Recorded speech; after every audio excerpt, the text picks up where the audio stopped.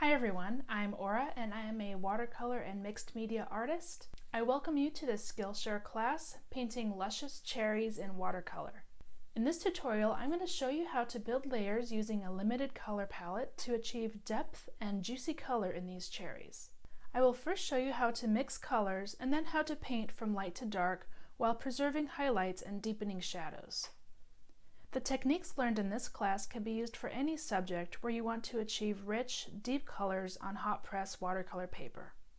This project is a good one for beginner or intermediate artists because I will show you how to build this up step by step and also using just a few colors from your watercolor toolbox.